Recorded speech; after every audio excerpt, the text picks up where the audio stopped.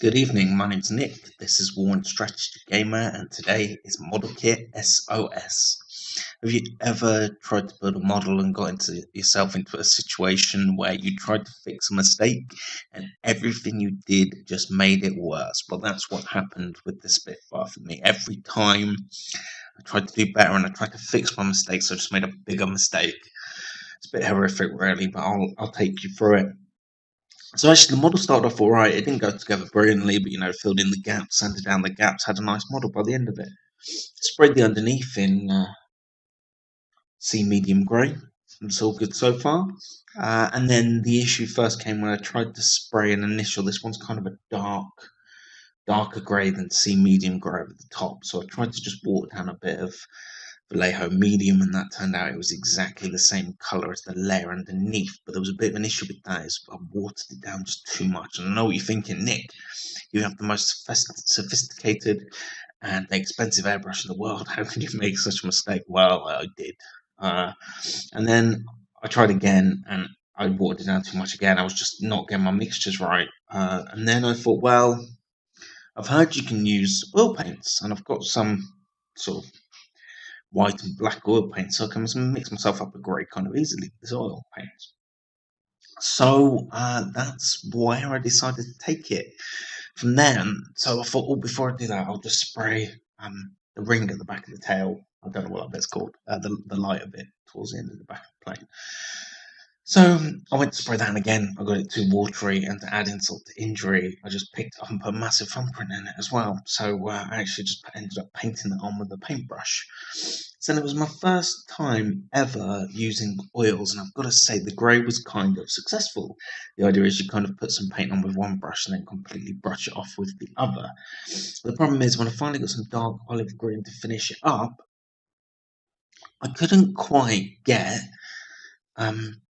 the pattern right. So the pattern was really far off. So even though the paint was quite thin and I still had lots of detail and there was no brush marks, the actual camo pattern, I just couldn't get it to work. I kept making mistakes. And eventually I thought, well, if I don't get a decent camo pattern, this plane's gone. So I tried to do a camo pattern, I guess. And unfortunately, that just meant that I layered the paint on a lot thicker, and it didn't settle down, and it didn't sort of even out, and it left a load of brush marks, and now I'm left with a half decent camo pattern but no detail left on this model at all. And I ended up thinking, well, what if I scraped out the panel lines and then I could put some Vallejo matte gloss over the top, satin gloss, satin varnish over the top.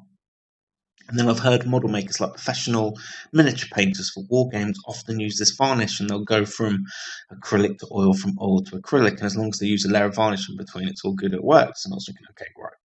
Let's see if I can recover this plane with just a little bit of weathering, etc. But even by the time I'd varnished it, I was hoping the varnish would take out some of the brush marks, leave it a little smoother.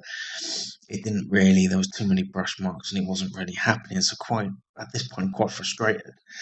My wife kind of brought this for me as a present, and I'm messing it up. So then I was watching videos on YouTube, and somebody did this fantastic crash Spitfire, and I can't remember what his name is, but I'll be sure to put a link to the video in the comments below. And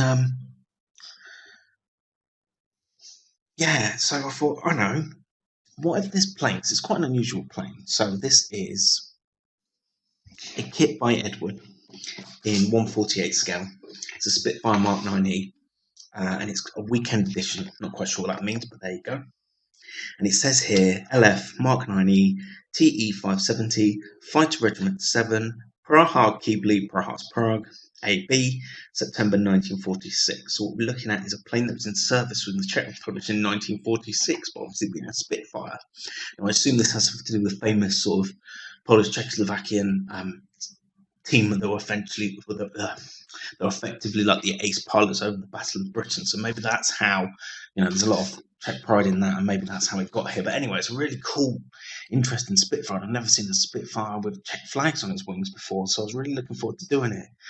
And I messed it up, and I just thought, oh, what am I going to do here? And I happened to have a load of sort of snow kit, just because I was planning on doing a Battle of the Bulge diorama next. So I thought maybe I can just recover this terrible paintwork by kind of doing a plane. They kind of ditched in maybe some water, and now the water's receded a little bit, but it's kind of a frozen pond of a bit of snow.